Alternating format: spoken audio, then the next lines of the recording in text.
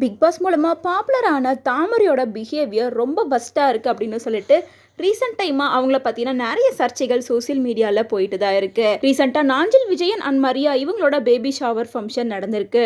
ஒட்டுமொத்த விஜய் டிவி பிரபலமும் இந்த baby shower ஃபங்க்ஷனில் கலந்துக்கிட்டாங்க. ஸ்பெஷலாக ஆக்டர் ரோபோ சங்கர் கூட தன்னோட ஒட்டுமொத்த குடும்பத்தையும் கூட்டிகிட்டு வந்து இந்த ஃபங்க்ஷனில் செம்மையாக டான்ஸ் ஆடி அசத்தியிருப்பாரு. அந்த வகையில் பிக் பாஸ் மூலமாக பாப்புலரான தாமரையும் இந்த ஃபங்க்ஷனுக்கு இன்வைட் பண்ணியிருப்பாங்க. அவங்களும் நாஞ்சில் விஜயன் கூட சேர்ந்து இந்த ஃபங்க்ஷனை ஜாலியாக என்ஜாய் பண்ணிட்டு இருந்தாங்க.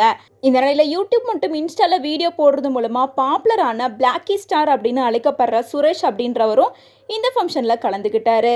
வழக்கமாகவே எல்லாரையும் டான்ஸ் ஆடி சந்தோஷப்படுத்துகிற அவர் நாஞ்சில் விஜயனோட இந்த ஃபங்க்ஷன்லையுமே டான்ஸ் ஆடி அங்கே இருக்க எல்லாரையும் சந்தோஷப்படுத்தியிருக்காரு.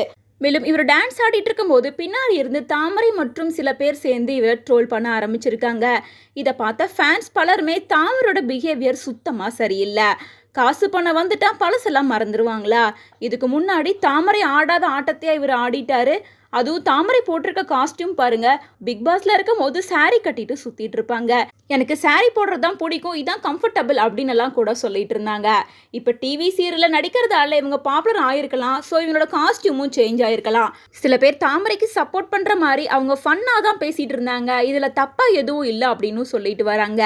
பட் தாமரையோட பிஹேவியரை பற்றி வந்த இன்னொரு கமெண்ட்க்கு பிளாக்கி ஸ்டார் ரிப்ளை பண்ணியிருக்காரு. தாமரை, கடந்த காலத்தில் நீ டான்ஸ் ஆடினதெல்லாம் மறந்துட்டியா, இவ்வளோ கேவலமாக நக்கல் பண்ணி சிரிக்கிற, உன்னோட கொட்டாங்குச்சி மொகரையை விட இவர் நல்லா தான் இருக்காரு, அவன் ஒய்ஃப் அஞ்சலி எப்படி கிண்டல் பண்ணி சிரிக்குது பாரு, நாஞ்சில் விஜயன் ஒய்ஃப் மூஞ்சிலையும் ஒரு நக்கல் தெரியுது, இப்படிப்பட்ட ஃபங்க்ஷனுக்கு எதுக்கு நீங்கள் போகிறீங்க, போகவே போகாதீங்க, அந்த தாமரை ஆடாத ஆட்டத்தையா இவர் ஆடிட்டாரு, பிச்சைக்காரியா இருந்து மேலே வந்தா இப்படித்தான் அப்படின்னு சொல்லிட்டு தாமரையா அட்டாக் பண்ணி சில விஷயங்களை பேசியிருப்பாங்க.